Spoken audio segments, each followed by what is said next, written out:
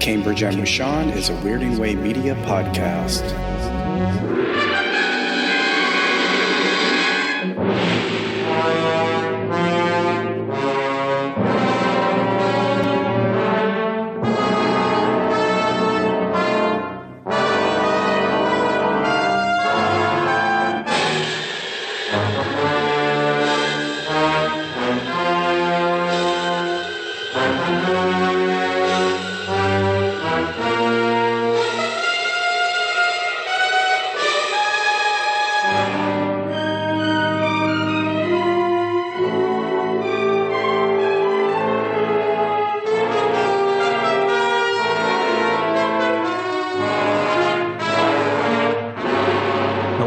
Welcome to episode 19 of Cambridge and with Sean, a podcast by two weird guys about the weird things that they like. And we're getting back to normal topics, not a theme, not collecting, just things that we've been interested in for years.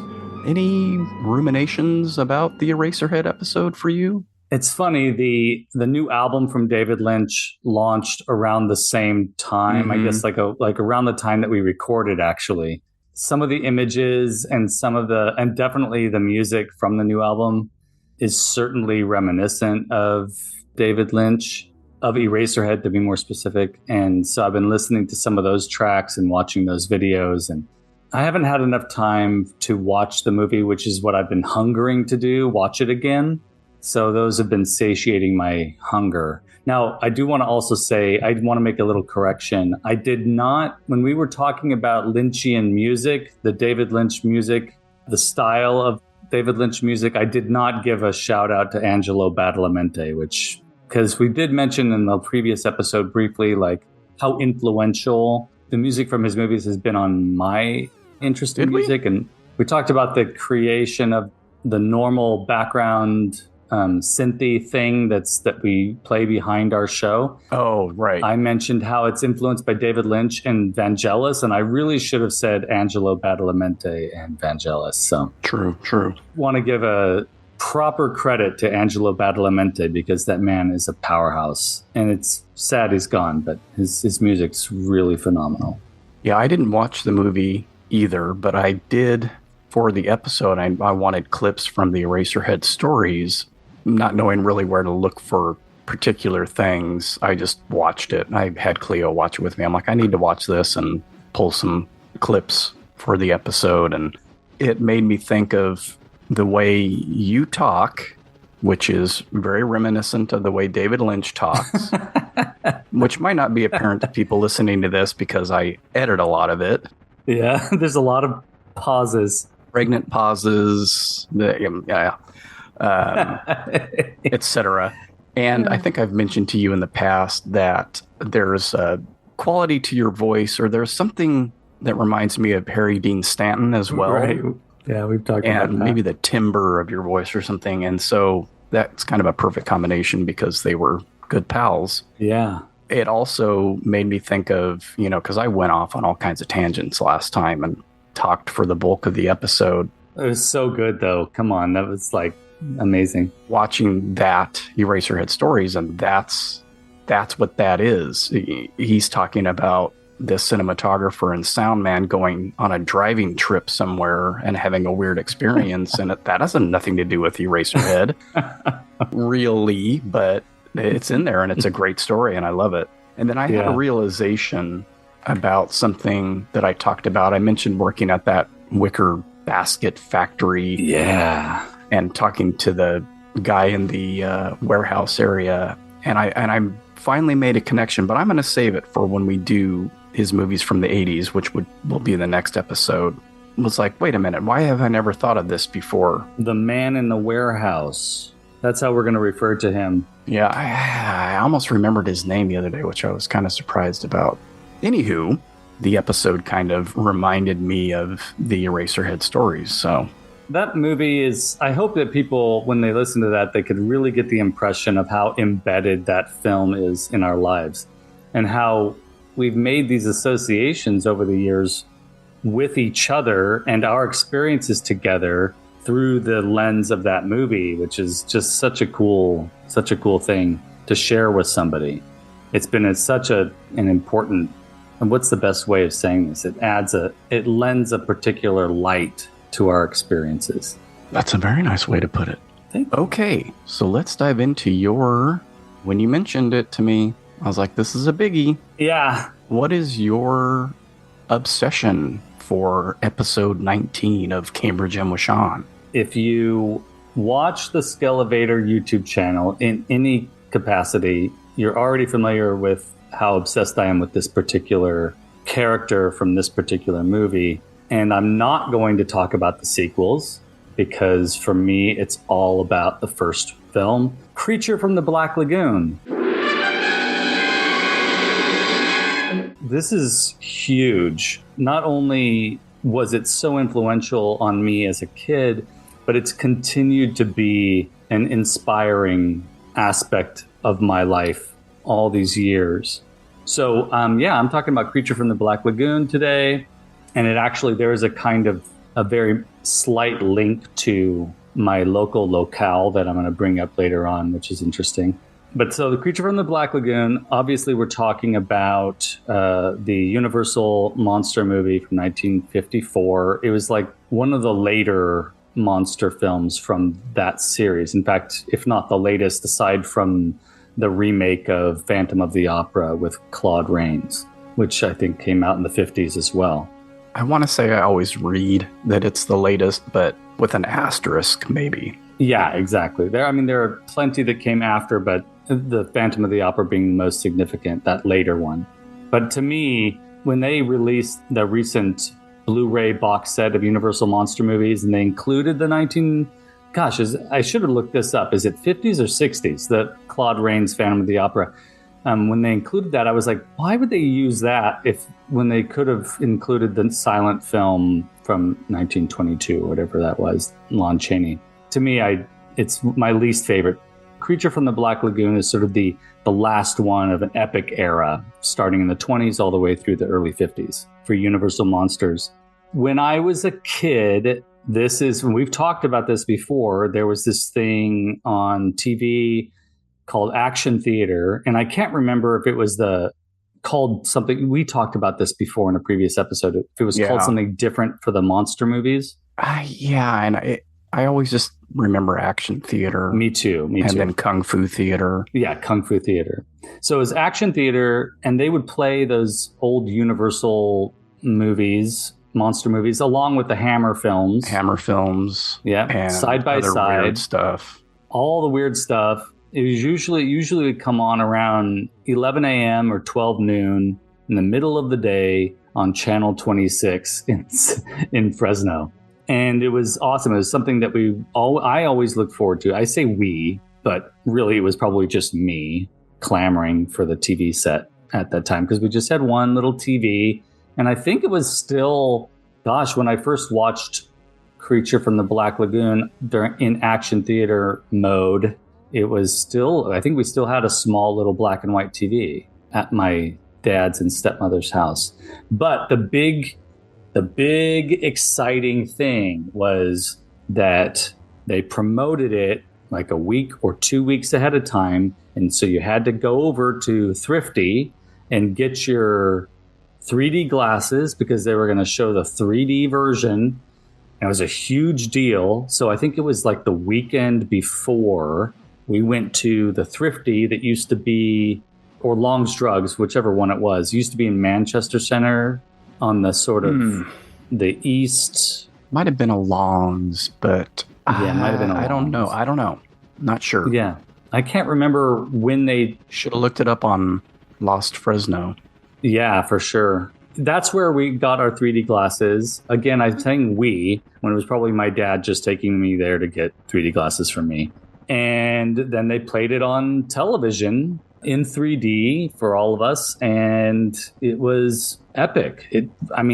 I say this a lot. It changed my life in a lot of ways.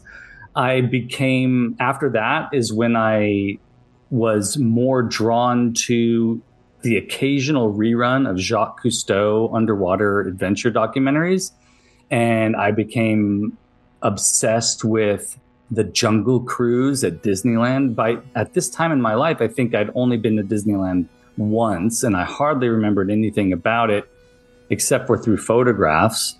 But I remembered the Jungle Cruise, and I knew about it, and I saw pictures of it. I became obsessed with that. And then right shortly after that, in elementary school, we were all doing our state reports or collages or whatever we did.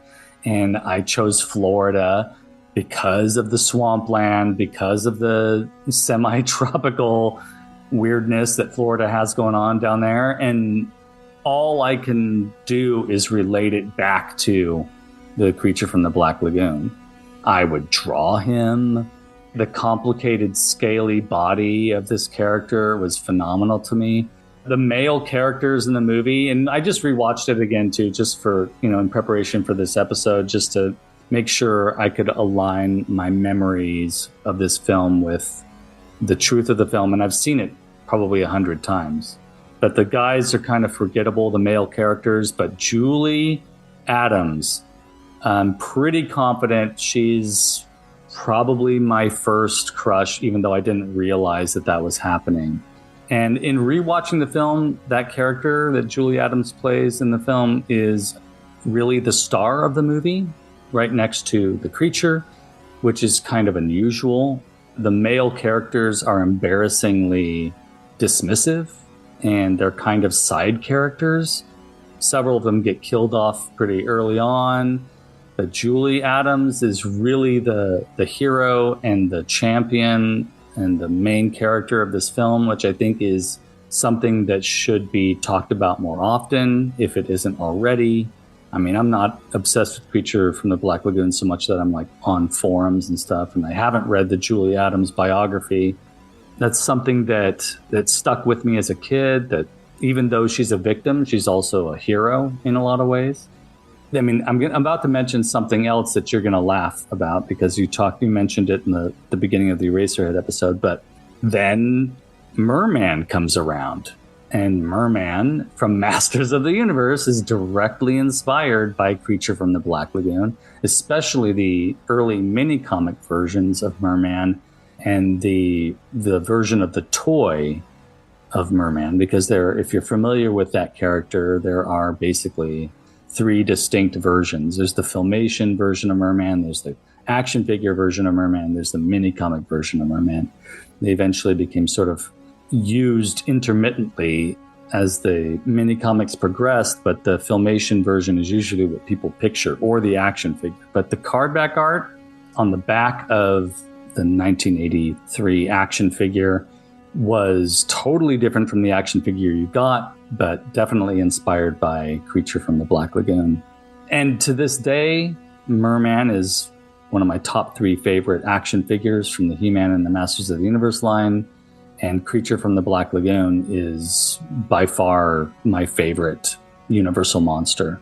And I've gone through phases, so I gotta be honest here. I've gone through phases where it's been Frankenstein's monster, where it's been the Wolfman, and I have a deep love for Frankenstein's monster, especially Boris Karloff's version, and a deep love for Lon Chaney Jr.'s Wolfman.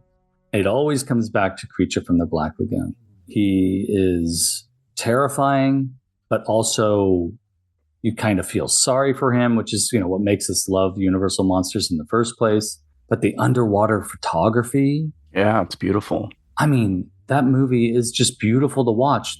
The scenes where you're getting a close-up look of the monster's face, and you see the gills moving, and you see his mouth sort of gasping for air. The camera's focused on his face, and the background is slightly blurry, and this is just like so well crafted.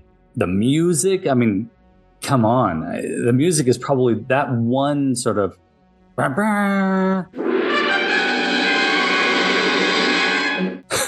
refrain that happens throughout the film is probably the most impactful of all the Universal monster movie soundtracks. It's iconic.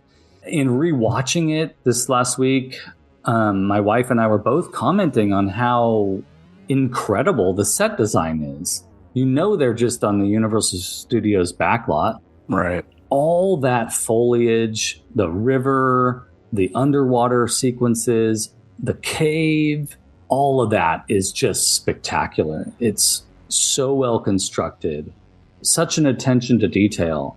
It's mind-blowing. Similarly, you see some of that in Frankenstein, especially Bride of Frankenstein, and a little bit in The Wolfman, though for some reason the Wolfman, like forest scenes, feel like sets, right? Yeah, they're very stage bound. Yeah, and even when you're in the cave in Creature from the Black Lagoon in the epic conclusion of the film, you know it's a set, but it feels so real. It's a masterful movie, and I could watch it over and over again. It's probably the only Universal monster movie that our girls have watched and actually enjoyed, because for some reason it has a kind of pull to it. That's the growing tension, and there's no hesitancy to reveal the monster. So you're constantly just waiting for those really fantastic shots of the monster. There's no mystery. Yeah, I haven't watched it yet with Cleo. I think we've only watched Frankenstein movies. We watched a bunch of them a while back. Yeah. Like 3 or 4. Oh, yeah, that's great. Bride is a masterpiece. Yeah, and I like the one, is it Son of Frankenstein? The one with Basil Rathbone. Oh, yeah. His very brutalist castle, and he's got a son that has a southern accent for some reason. Yeah. Also, Son of Frankenstein is the one with the beautiful fur vest. Yes, and Bela Lugosi is Igor, I believe. Yeah. Yeah, that's a great one. That might be my favorite, actually. I need to rewatch that one. It's been a long time since I've watched that one. But the Frankenstein movies are interesting because they become more and more stylized as they progress until after Son of Frankenstein, when they become sort of redundant. Right. Bride of Frankenstein is aesthetically miraculous. And then the art design for Son of Frankenstein is just so good. Very good. Of the Migos, recent Migos that have come out, I had the first release Frankenstein with the green skin that didn't really look like Boris Karloff. I actually got rid of him not too long ago, but I kept the Son of Frankenstein Boris Karloff Migo because he's got the fur vest. And yeah, I can't remember which ones I have. I know I have 2 of the first one for some reason, but I don't remember if I got a Son of or not. The Son of one is beautiful. And he looks really great with the Bride of Frankenstein. It looks like Elsa Lancaster. Creature from the Black Lagoon is one of my favorites. I mean, I could continue and talk about the toys that I've picked up, but I'm kind of anxious to hear what you've picked. You can get to that in a little bit. We'll talk about those. Yeah, I think that I was at school, and I don't remember if it was elementary school or high school. It kind of makes more sense it's elementary school since I went to a private school in high school. But we watched a 16 millimeter print of Creature from the Black Lagoon in 3D. God, that's beautiful. Who knows? It may have been around the time that aired. Well, no, it wouldn't have been, because you would have barely been born yet. Yeah, I just remember that. It must have been elementary school. And, went to the cafeteria and sat there with a bunch of kids and watched 3D version of the film. I remember that being kind of a big thing, though, re-releasing it in 3D and all this stuff. I remember there was a hubbub around that, and probably the same kind of hubbub when they aired it on Action Theater. Oh, yeah. I remember that the newspaper ad saying, be sure to get your 3D glasses, and a picture of the creature's face and the beautiful font of the title and everything. You're bringing up a really interesting thing that I think people our age got to experience, but younger folks have not had a chance to experience, and that is the 16 millimeter or 8 millimeter films projected on a screen in the cafeteria. Yeah. That's how I saw Bambi. Or in your classroom. Or in the classroom. That's how I saw Bambi for the first time. We took a field trip to Reedley High School and watched it projected on a screen on just a shitty 16 millimeter print of it. Yeah. I have so many memories, and this is something that we can talk about in a later episode, perhaps, if I can ever find it, or find some of these. But there were some educational films that really marked me in significant ways. and that were always projected on a little screen, that the quality was always grainy, and the sound quality, there's nothing quite like it. For Father's Day, the family and I went and walked around the antique stores in Clovis, which we do fairly regularly when we can. I came across some of those early Disney films that were on those, for home viewing, 8mm reel-to-reel, and the little packages and the little projector. And some of my earliest memories of watching early Disney films were on a little projector that my ex-stepbrother brought. And we had a couple of those Disney films, and we watched them on a sheet hung up on the wall. There's nothing quite like that experience. The sound of the flipping film at the end, you know it's over. The teacher has to get up from whatever it is they were doing in the back of the classroom, stumble over to the projector and stop it. And oh man, I miss that era in a lot of ways. But you're lucky to have seen that movie in the cafeteria on 16mm with 3D glasses. I didn't really appreciate it at the time, but you didn't? Nope. That's interesting. I didn't care for it, to be honest with you. Yeah. That's so interesting. Tell me a little bit more about that. I have nothing more to tell. I just remember not really liking it that much. That is so funny. Yeah. Hey, respect, because I pictured little Mark totally enjoying it. Nope. Not didn't really care for it. How about now? I haven't seen it in a long time, to be honest with you. Yeah. Probably because of that. But I caught it on TV, when I was younger and stuff. Yeah. I have a question for you, though, before we move on. If the movie did not appeal to you, does the design of the creature appeal to you? Yeah. Yeah. Yeah. We'll get to that when you talk about your toys. Yeah. Cool. See underwater thrills never photographed before. See Titanic underwater battles never dreamed of before in this most terrifying of the science fiction adventures.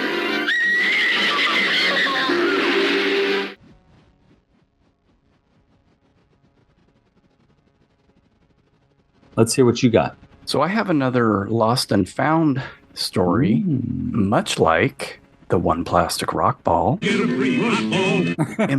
Now infamous One Plastic Rock Ball. We need like a chime that plays every time you mention Rock Ball and every time I mention Masters of the Universe. Come in, you royal boob. I just play the clip every time I mention them. Yeah, One for Plastic sure. Rock Ball. And that Beatles book that I tracked down because of the One Plastic Rock Ball and your Husker Du song, the SNL book. So it's akin to those where I had really distinct memories of something and how do I find it?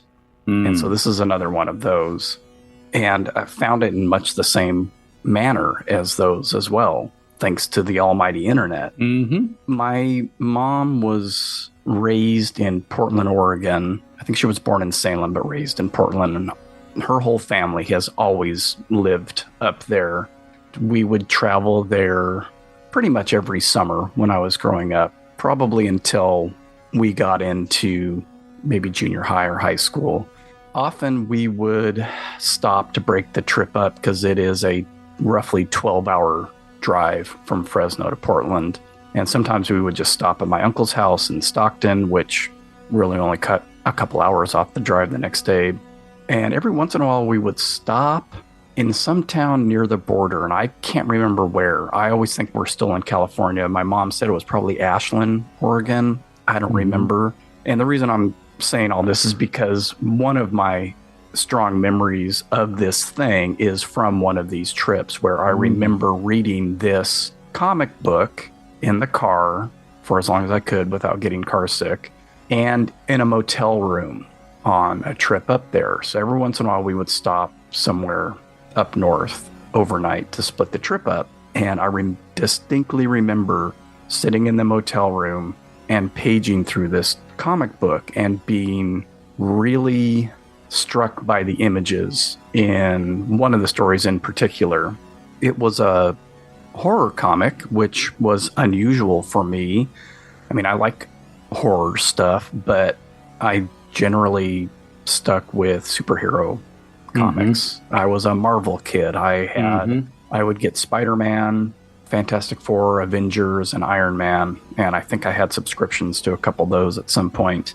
I also, at some point, got a batch of comics from next door neighbors. On both sides of us, our neighbors had children that were quite a few years older than my sister and I. So on one side, there were two sons who were, I think, quite a bit older. And then on the other side, there was a son and daughter that were at least 2 or 3 years older than us. When one of them aged out of comics, I got them. Nice. And so it was a whole smatter. Like, I remember there being Richie Rich and Hot Stuff and all these things that I had no interest in, but I took them and would page through them occasionally. So I don't know if this is something that I bought on this trip, if it was a hand-me-down from a next-door neighbor, or what. Kind of makes sense that it was a hand-me-down, since I don't recall really buying horror stuff, but maybe I saw it on a rack and was struck by the cover art. So other than that memory of it on that trip, I also remember as a kid, my comics were stored in my closet. And I just remember like standing in the closet and pulling that out just so I could look at these pictures. Yeah. I remembered a couple of things, so I'm kind of skipping ahead here, but years later, what I would remember from the comic was one story was about a vampire, and I thought one story was about grave robbing. Like, this couple steals these jewels from corpses from graves, and then those corpses end up coming after them at the end. So those were the two things I kind of remembered. There were 2 or 3 images from the vampire story that I could picture in my mind, like, completely. And one in particular was of a vampire in a coffin with a stake in his heart. I think the reason it stuck out to me is because he didn't really look like movie vampires, didn't look like Bela Lugosi or Christopher Lee, which I would have been familiar with because of action theater, or really any other, in the 70s, there were a number of vampire movies. The Dracula with, what's his name? Frank Langella. Yeah, and that kind of stuff. So, this stuff was coming around again. But the image that I remembered of this vampire in this comic book was that he was really gaunt, had long, stringy white hair, and was wearing a blue suit, which I think really stuck out because you don't associate Dracula or a vampire as wearing a blue suit. They're always in black, right? A black cape or black suit or whatever. It lived in my brain for years. As with all things from my childhood, all of my comics, they disappeared at some point, were given away by my mom or thrown away by me and moved on. But that would pop up in my head from time to time. At least every year, I would have a moment, stop and think, what was that? What was that comic book?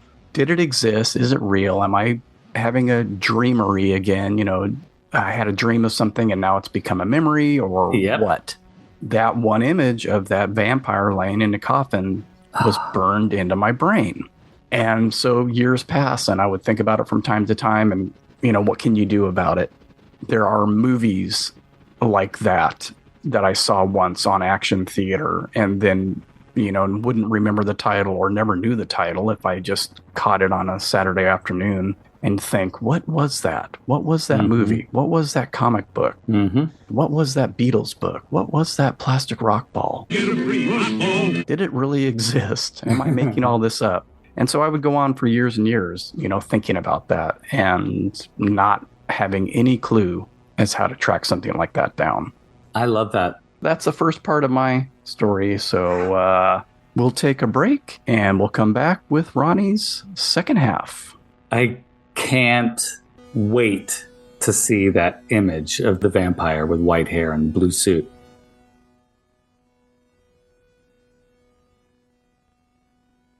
Oh yeah, there he is.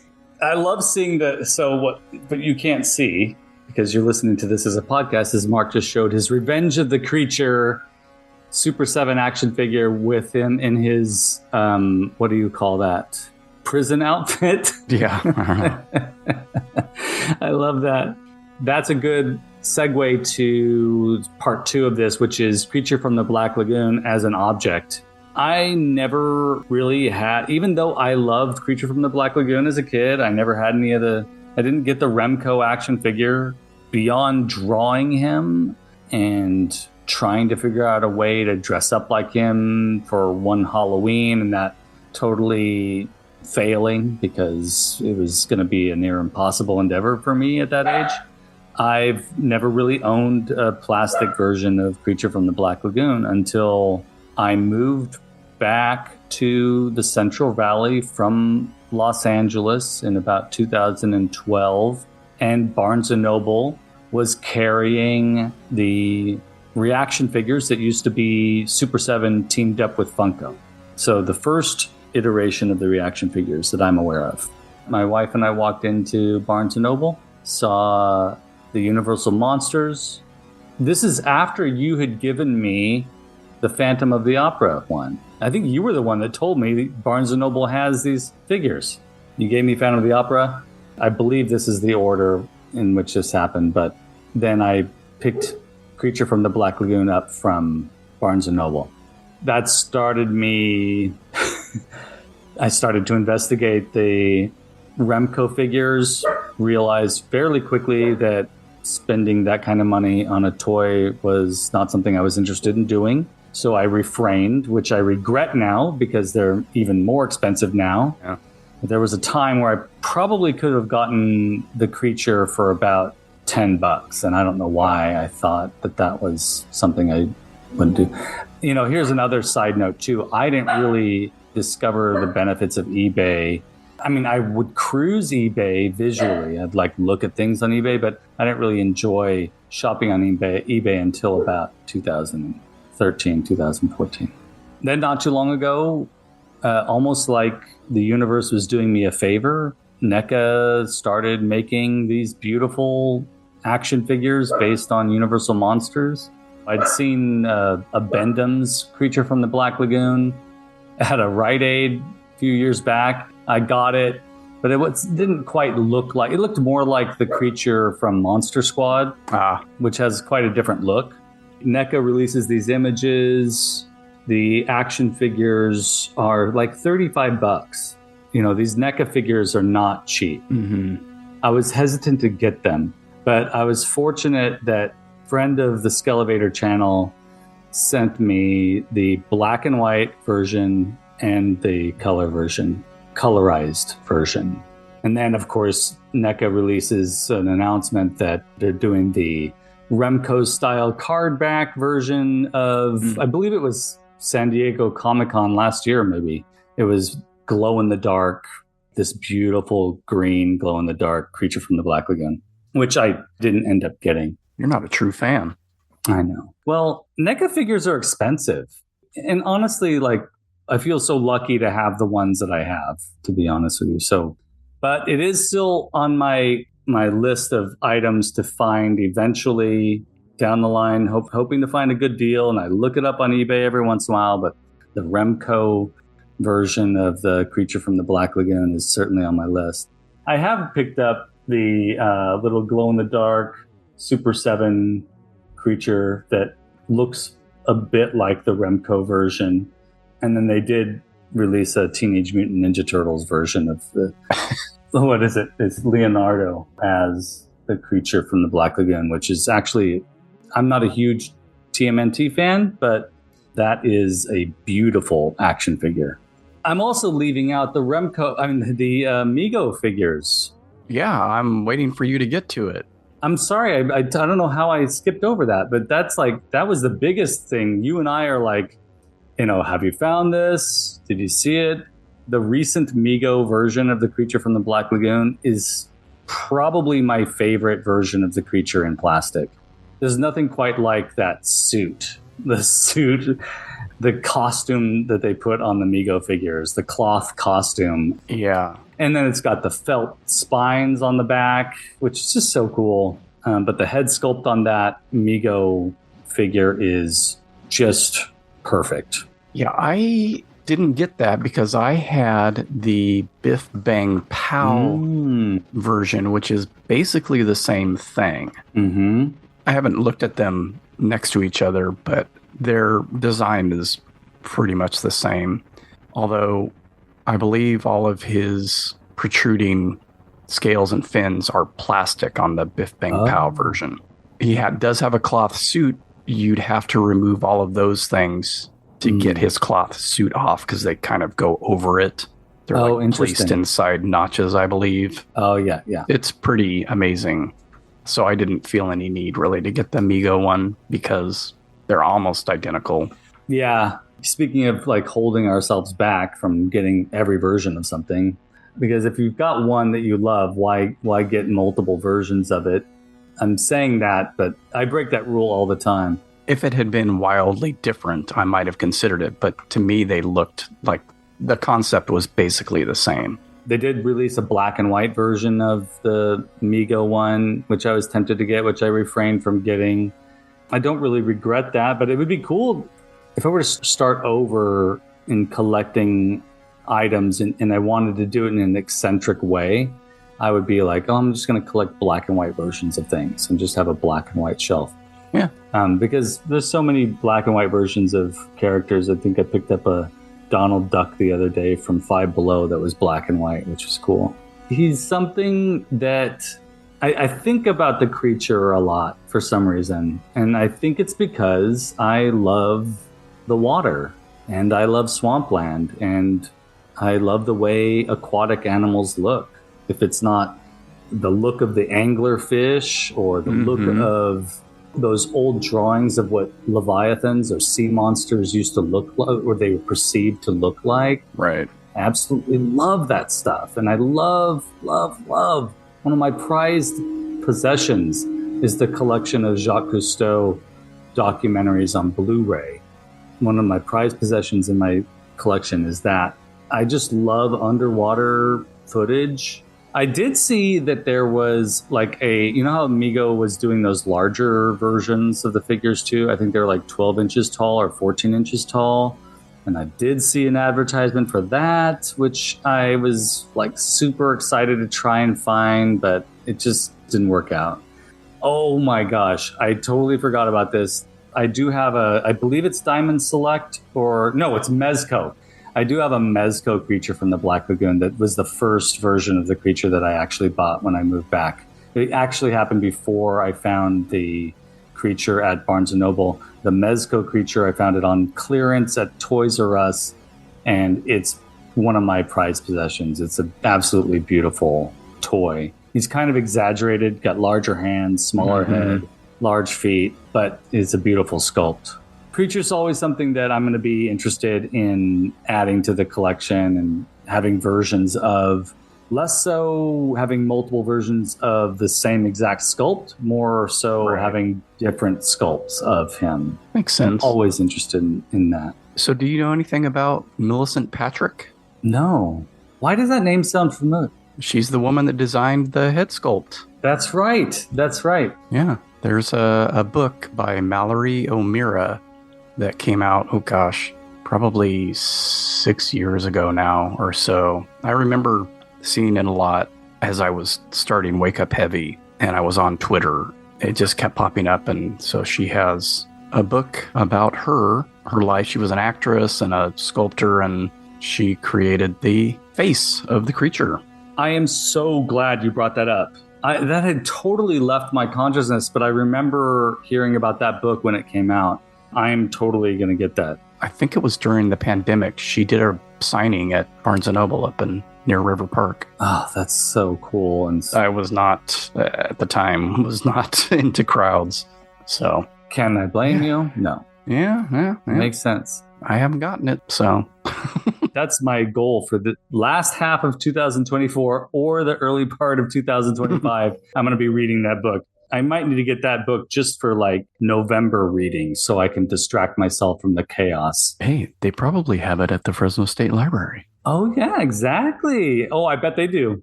I'm going to look that up tomorrow. No, this afternoon. It's Friday. I'm going to look it up this afternoon. Thanks, Mark. Yep. See, folks, this is how we help each other out. Yeah.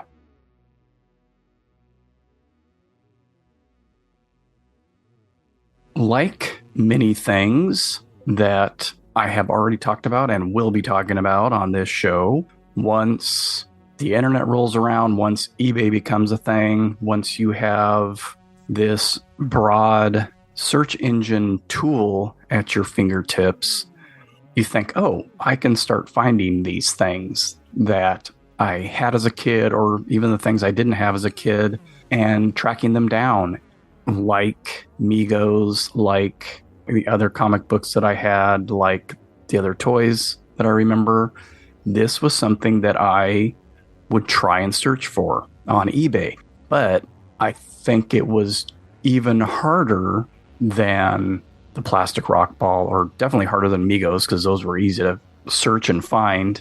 I didn't know what to look for other than 1970s horror comics, 1970s comics about vampires. So I'd kind of half-assed look on eBay or just Google or whatever search engines were around back then. I don't remember what comic it was. I don't remember what the cover looked like, a title, anything. Just to hope and pray that I guess maybe that one image that was burned into my head would pop up somehow. I would do this off and on for a while. And then when I started Wake Up Heavy back in 2018, I wanted to have a logo created. I wasn't really sure what to use as a reference guide or as an example to give to the artist that I asked to do it. And my first thought was like horror novels.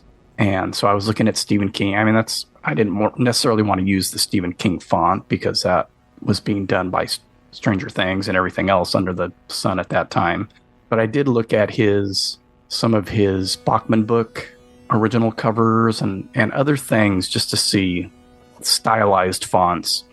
And then I thought, well, I'll look at horror comics.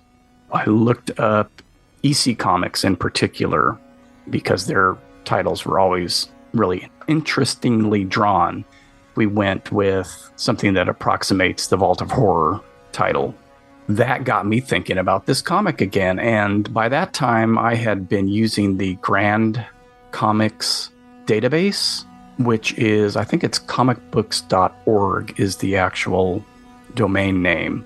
When I would go to Heroes and buy comics, I would utilize that to kind of look at the ones before and after, or to see, when it was released, and just to pull the images. And I had blog that I kept track of all that stuff.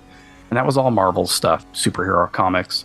And so then I thought, well, shoot, I should look through here and see if a cover strikes my eye, rings a bell, and discovered just how many horror comics there were in the 70s, because in 1971, the comic book code kind of changed and horror comics were allowed, quote unquote, allowed again.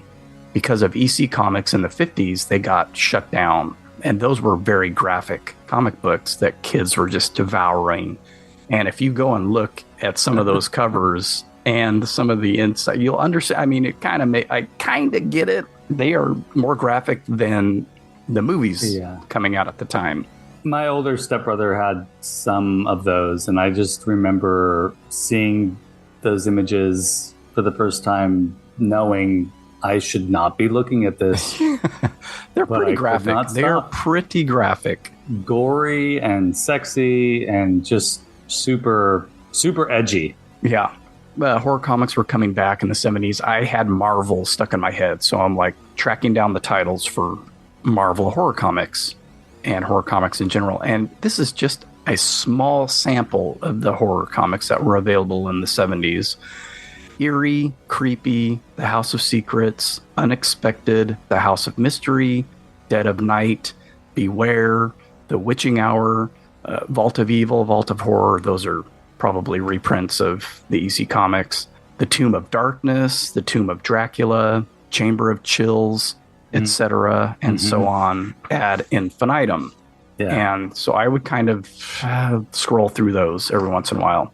So I did that at the beginning of starting up Wake Up Heavy and still couldn't find anything. The Tomb of Dracula sort of struck a chord with me, and I thought, well, that kind of makes sense. I mean, the image I have in my head is of a vampire in a coffin.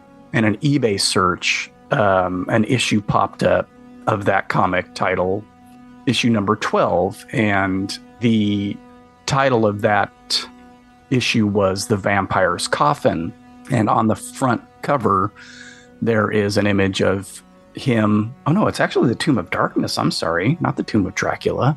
I'm going and looking at my blog right now, and I think I've been saying and writing that incorrectly all this time. So the Tomb of Darkness, and it was called The Vampire's Coffin. There's a vampire hopping up out of a coffin and a guy screaming or whatever. I thought, okay, well, maybe this is it. It's a Marvel title. It's from the 70s. Could have been a hand-me-down. I never ended up buying one because I just wasn't convinced and went on with my life, forgot about it. I was trying to use my age and my big comic book reading time, which would have been from like 10 to 12. Tomb of Dracula didn't fall in that time period. But again, it could have been a hand-me-down from the neighbor. And so one day I was scrolling through Instagram like I do, looking at the search page or whatever. It's just, random images from whoever. And a little toy popped up, a custom-made toy, which is fairly normal for me and would be for you too. If things that you search for or look at are going to show up in that search page because of the algorithm. It caught my eye because of the card back. Whoever this person was had created a little skeleton figure with a cape, and it's based on the, I guess, mascot of this series from DC called Ghosts. So on every cover, this little skeleton is on there in some way or another, and he's in more of a, it's not a cape really, it's more of a like a frock. The little toy just had a plastic skeleton I think you can buy at the dollar store with a little Star Wars-esque vinyl cape. Nice. Which caught my eye, but it was the card back, and I'm like, gosh, that looks oddly familiar. It has these three kids playing in a cemetery. They're knocking over gravestones and stealing wreaths and stuff. And so I clicked on it, and it had two images. So I swiped to the right, and there was a page from the comic in there. And that really struck a chord. And I'm like, oh, I had this as a kid.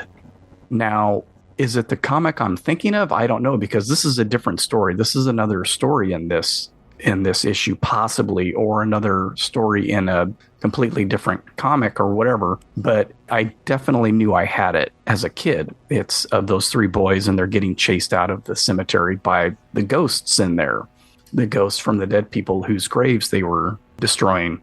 So it's obvious that this is issue number 50 of Ghosts, a comic by DC. And I was like, okay, well, if nothing else, this is a comic that I had back then. And it's given me a lead. Maybe the other one, the one I'm thinking of, was another issue of Ghosts, or possibly this issue. I typed in DC Ghosts hashtag into the search function on Instagram, and a bunch of images popped up. About halfway down the page, I saw a panel from another DC Ghosts issue. I could see in those two pictures from this panel a vampire in a blue suit with white stringy hair. Oh, yeah. Chasing a guy who's running away from him. So that person, I asked, could you tell me what issue of Ghosts this is from? And he said issue 50. So it was the same issue. And that was it.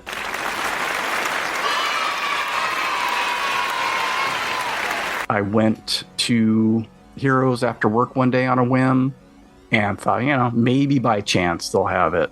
They had a couple of issues of Ghosts, but they didn't have issue number 50. So I went straight home, went on eBay, found multiple copies, found a decent looking one for as cheap as I could get, bought it, got it, opened it up, and found the image that had really stuck in my head and was really accurate to what I remembered. That is such a good feeling. The page or pages that this kind of scene is from, when I got to them, it's just that weird recall and flood of memories, and it's like not a day has passed since reading it. 35, possibly closer to 40 years prior. It's miraculous. And then the other story with the three boys and destroying the graves, all those images were very familiar too.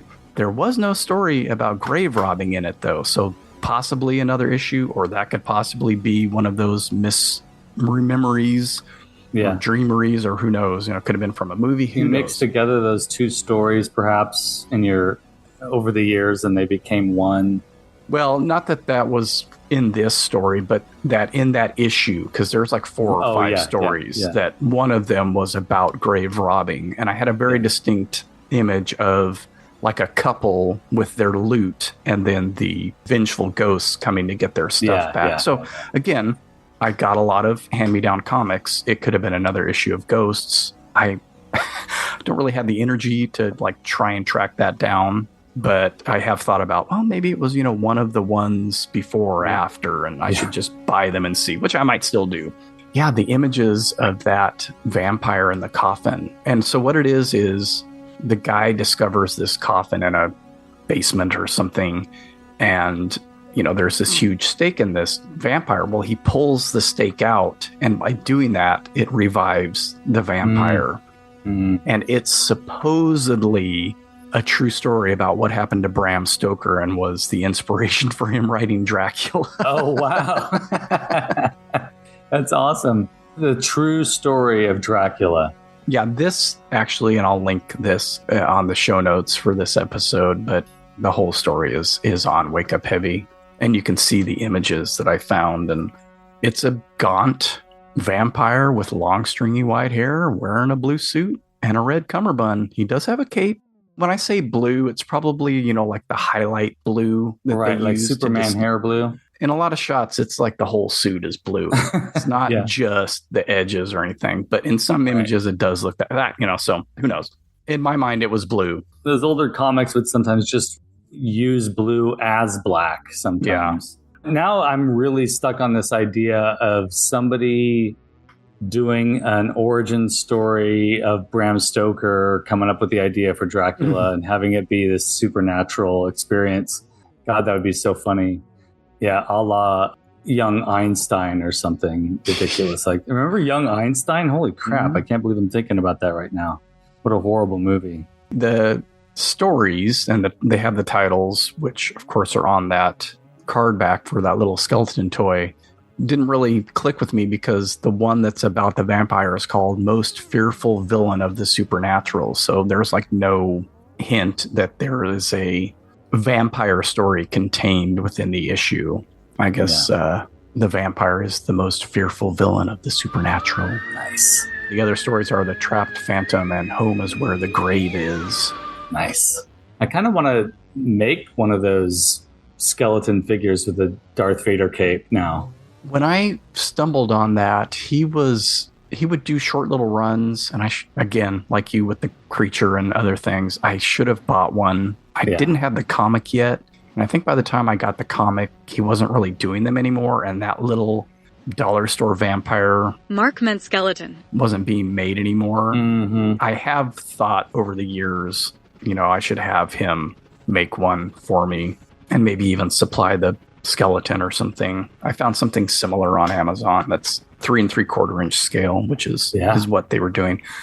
So that was Retro Gimmick Toys that does those. Oh yeah, I love Retro Gimmick. I discovered them through the algorithm, just like you.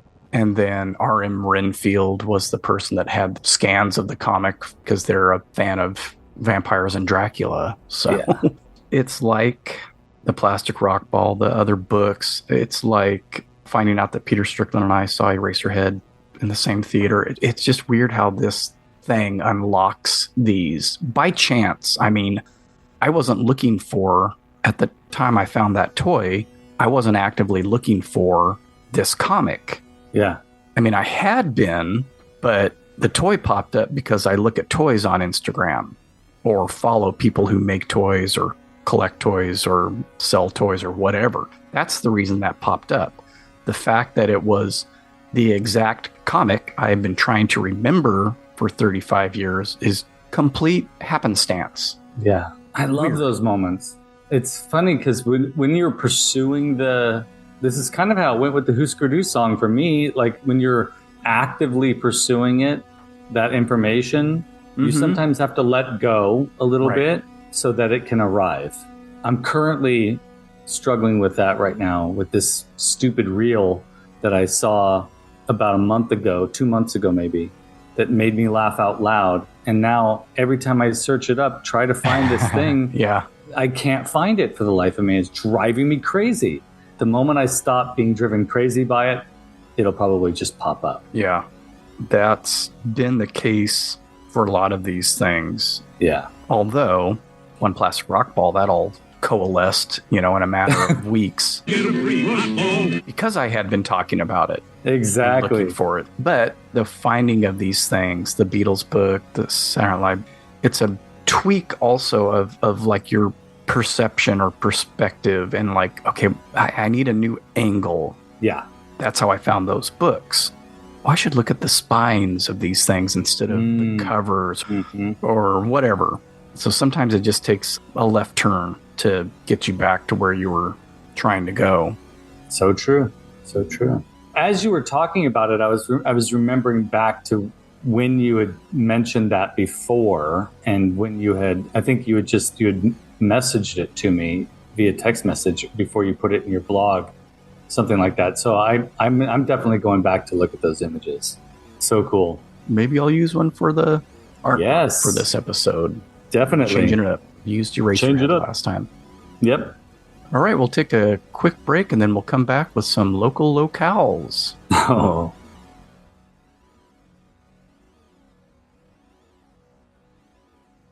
All right, Ronnie, what is your local locale this time? Sticking with the aquatic theme of Creature from the Black Lagoon, something that, piggybacking off of my interest in the underwater realm that probably stemmed from Creature from the Black Lagoon, certainly Jacques Cousteau following that. I have always been really interested in aquariums. The Monterey Bay Aquarium, for a good period of time for me as a kid, was like the destination. It was the place that I wanted to go to the most. I'd say for a good 4 or 5 years, I probably bugged my family about going there more than anywhere else. That's not local. No, I'm not talking about the Monterey Bay Aquarium, my friend. I was going to get really angry. I am talking about, here we go, back in January of the year 2000.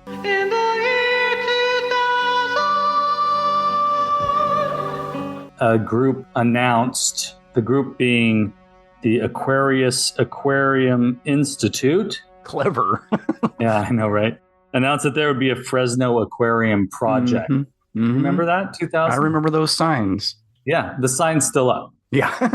By the way, we just came back from a trip to San Jose, and there it was. Mm-hmm. There are apparently 10 acres of unused land right off the Highway 99, right near where you see that sign.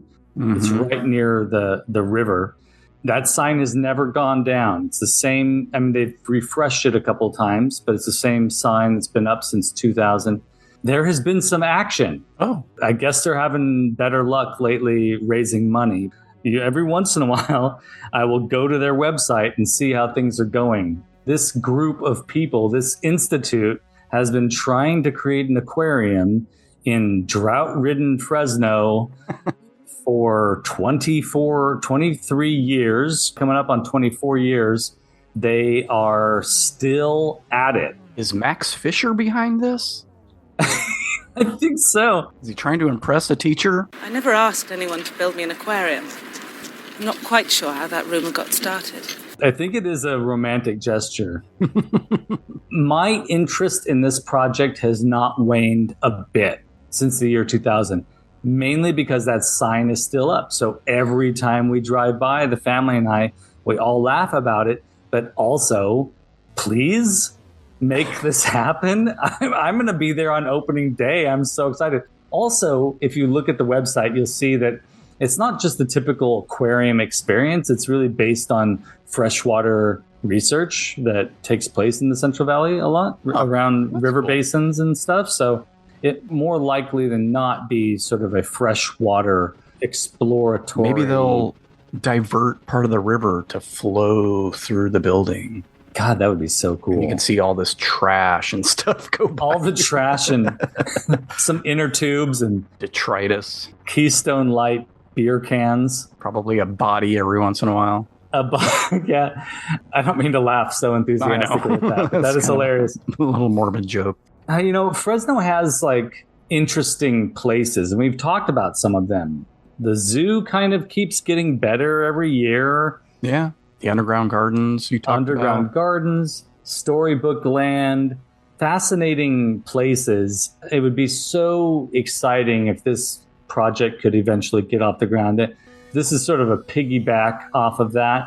There was this place that we would go to on field trips called the Discovery Center when I was a kid. Do you remember that? Yeah, that's on my list of places to talk about eventually. We're not going to talk about it a lot today because I want to talk about it too. But anyways, I drove by there recently. That was phenomenal to us as kids. And when you drive by it, you're like, oh, there's not much going on. Yeah. It looks a little sketchy, in fact. The Fresno Aquarium project would be amazing. Aquarius Aquarium. That's Aquarius Aquarium Institute is the close off the tongue.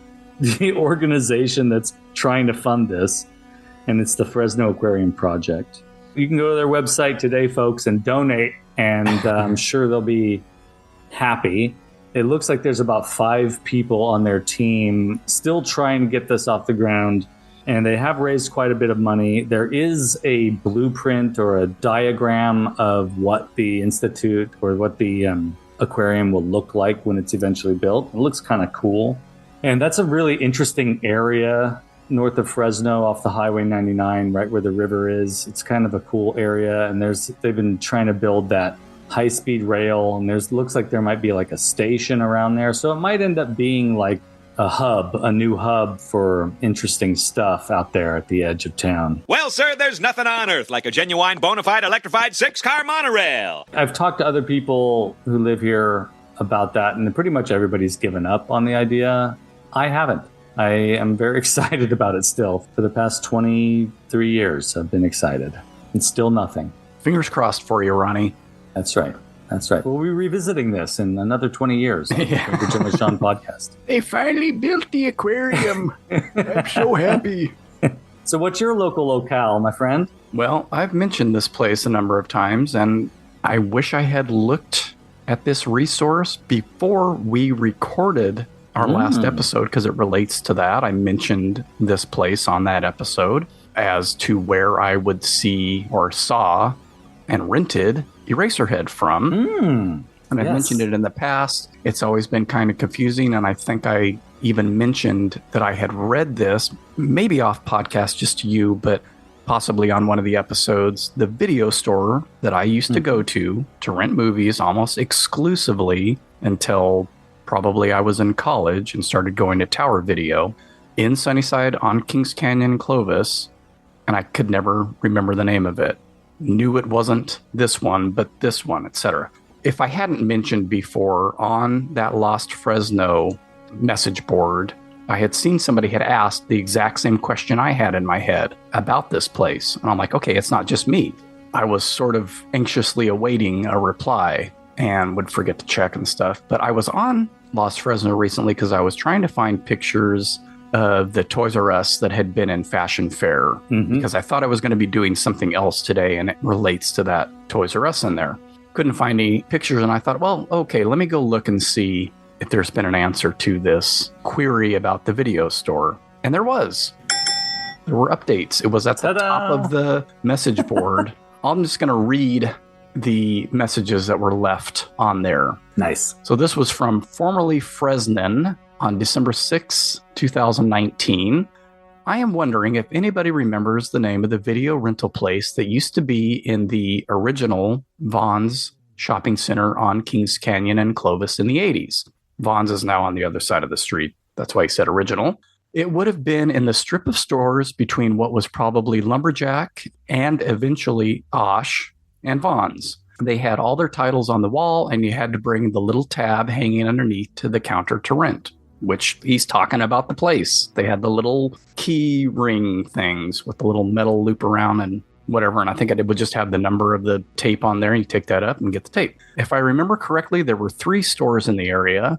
Sunnyside Video was across Clovis on the other side of the shopping center. That's the one that I mentioned was by Javier's. Nice. And Valley Video moved around a few times, but was always near those cross streets. And I have no recollection of this place. I can't remember the name of the one in between the hardware store and Vons, though. And it's bugging me. Ha ha. Any help or insight? It was bugging me too, dude. So I'm totally there with you, formerly Fresnan. So apparently, Perennial Millennial on January 11th, 2024, replied, "It wouldn't have been all that video, ? And formerly Fresnan on June 6th, 2024, so right before we recorded, Right. in all caps, that's it. 2 exclamation points. Thank you." And so I was reading it and I was like, that rings 0 bells. Interesting. That name, I have no recollection of that name. All that video. Valley Video does, but I don't remember a third shop. Valley Video kind of rings true to me, but I'm going to go with these guys. And I guess it was called All That Video. Have you done like an image search for all the... You can't find anything with those. You can't find anything. You say I can't find anything, but now I want to do Ronnie. it anyway. Go ahead. I know you're going to, and you're not going to find anything. Yeah, well, isn't that the case though? Sometimes I know that's what's going to happen when we try to look up images of the Discovery Center. I suppose you could go, I don't know, maybe to the downtown library if they have like resources of photos through the years of certain intersections. I mean, Kings Canyon and Clovis Avenue was a major intersection. Tons of shopping. There was an arcade in that shopping center. There was a Warehouse Records, I think it was Warehouse. And then on the other side, there was Christensen's Market and the library. And there were things on every corner of that. It was the main shopping area for Sunnyside, that part of Fresno. It was a hopping place. I remember. It's possible that there are photos of these shopping centers or of the streets, and you could see maybe a storefront or something, but you're not going to find anything looking for All That Video, Fresno, California, 1980s, or All That Video, Kings Canyon and Clovis. You're just not. I've done it. Trust me. Knock yourself out, but you ain't finding shit. I'm going to try. I'm sure I won't. I do want to mention that when you said All That Video and when you said Valley Video, the one that sounded most familiar to me was All That Video. Like that actually sounds a little bit familiar to me. Interesting. I remember going down there, cruising down there with my ex-stepfather and my mom and sitting in the back of the pickup truck and cruising Kings Canyon and just looking at that area of the city, getting fast food. Mm-hmm. This is back when you could do that, when you could sit in the back of a pickup truck and for some reason, All That Video sounds very familiar to me. Curious if I should look through some of my old, well, they're not that old, but my movie books and see if I have a receipt that I used as a bookmark. Oh, I could see that happening. Because I know I kept receipts every once in a while from there when I would rent stuff, just because I would take it out of the thing before I returned the movies, you know. Side note, one of my favorite surprises in buying used books from bookstores is when someone had left their shopping receipt as a bookmark in their book. I do that all the time. You're suddenly looking at a receipt from 1965 in this book that you picked up. They bought bubblegum and whatever else, Coors, and you're Coors and bubble. Babe, I'm going to the store to get some Coors and bubblegum. You want to use my receipt as your bookmark later? Coors, bubblegum, cigarettes. Yeah. And you get to see the prices of things back then. And yeah, I love that. I use receipts as bookmarks all the time. That's practically all I use, actually. It's usually for the book that I bought, but... You're creating a historiography by doing that. Yeah. We've got a brief episode this time, so I wanted to mention something. Yeah. It has to do with local locales. Is the fucking miserable heat we have been having for the last 2 weeks. God. So, folks, this may be your cue to tune us out right now, but It has been ridiculous. And so I was curious because I'm always stunned when they show the averages for the summer here. Yeah. There is no day during the summer here that has an average temperature of 100 degrees or more. Right. It's always in the 90s. And I have lived here all of my life. Yep. And I'm like, how can that be true? How can that be true when I remember even when I was growing up in the 70s and 80s, stretches of 20 days or more of 100 degree or more heat. Yeah. Is this just some bullshit that you guys tell us so that we don't hate ourselves and want to kill everybody every summer or what? So I got curious. I'm like, okay, I want to look at these records or look up stuff about Fresno. And I believe it's all available on the city website because I looked up hottest temperatures in Fresno or whatever, and it led me there. And there's a bunch of different. You can look up the biggest differential in a day or the coldest days on record and the hottest days, and it'll give you a list. And so the hottest days, according to what I looked up, the records go back to 1887. So 137 years of records. There have only been, in that 137 years, 16 days of temperatures over or at 113 or above. Right. We have had at least 6 days in the past 2 weeks of 113 or above. So now, this summer, we have seen a quarter of the total from the last 137 years. So prior to this, it was about every 8.5 years. Yeah. Obviously, some of them probably happened at the same years. Like 2 of the hottest could have been the same week of 2012 or whatever. This year, in the last 2 weeks, we have a quarter of the total since records have been kept. Do you hear this, folks? When people say, there's no such thing as climate change, the world's not, this is all just, everything's cyclical. Sorry, it is changing, and it's really scary. My friend who lives in Vegas is 120 degrees the other day. Well, Carlita sent me, before this heat wave started, she sent me an image she snapped from her phone. They were showing a 121 degree day. It was supposed to happen last Saturday. It didn't. Oh, yeah. It quickly switched to like 112. Yeah, I remember that. We were all terrified. And then it popped back up, and I'm like, oh my God, our AC is going to go out. I mean, we'll be lucky if the power stays on. It never got that hot. I know it got to at least 116, maybe 2 days. Yeah. And hotter in other places. Carlita's family's from Redding. They always get a couple degrees hotter than us. Of course, Death Valley and Palm Springs are just going to be absolutely ridiculous. But it's been horrible. Yeah. I hate it. Our bill is going to be so high, and there's nothing. I have it at 83.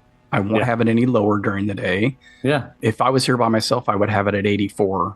It doesn't matter though, because it's still running all day. You can't fight 115 degree heat with your AC. No. We are going out of town tomorrow, and I can say this freely on here because this won't come out until weeks after we've already been back. That's right. Yeah. So I'm not worried about anybody breaking in, but we're going to the Central Coast. It's going to be a wonderful relief. And I'm looking, because you can't not have your AC on when you're gone. If you have pets, maybe you could. Probably be pretty stupid. When you leave during the winter, you don't want to have your heater on because it could blow up your house. So that's fine. We still have to have it on something so that the cats don't die, so that the plants don't die, so that things just don't go to shit in your house. It keeps kind of fluctuating. I'm hoping for low hundreds or 90s, and it just keeps changing, and it doesn't really cool off until Monday.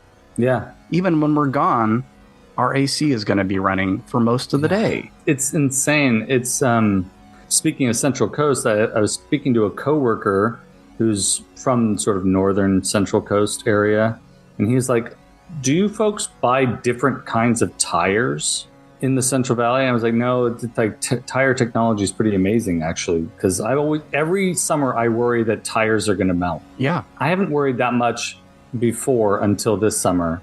It does happen. It happens in Texas. I've seen pictures of people's... Yeah. It hasn't happened here yet, but it might this summer, and I'm scared of that. I'm hoping this is it as far as consistently over 105. I hate to say this, but I always fear August the most. Yeah. That month still has to come by. Yeah, no, I know. It's July and August. And it's interesting when I was looking at that stuff, like seeing when the earliest 100-degree or more day would happen.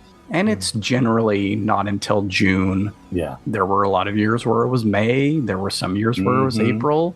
Yeah. And you could tell the nice years when the first 100-plus day was late in June and the last one was early September. And you go, oh, yeah, that was a mild summer. Yeah. The same coworker friend was saying, hey, and I've got friends visiting from out of town. Where do we take them?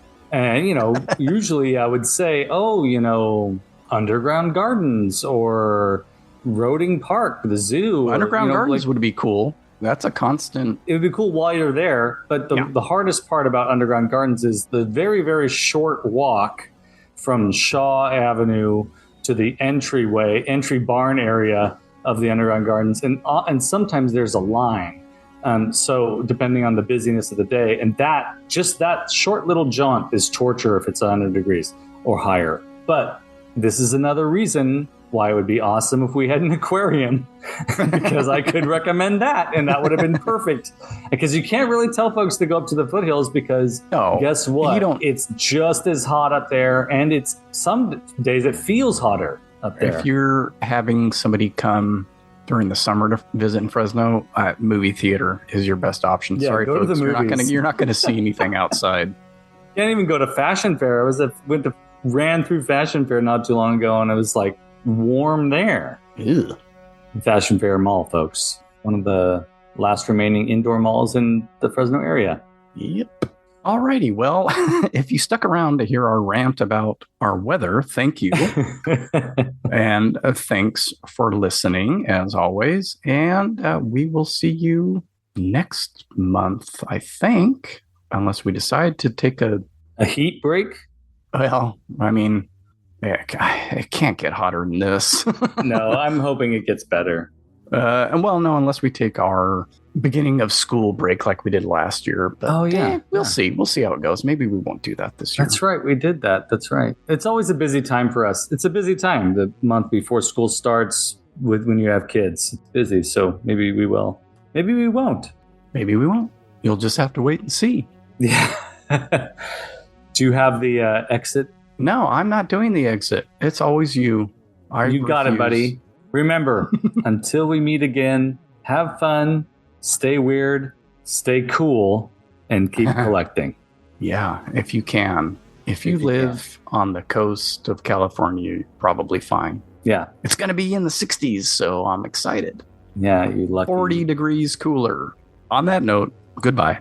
Yes. Okay.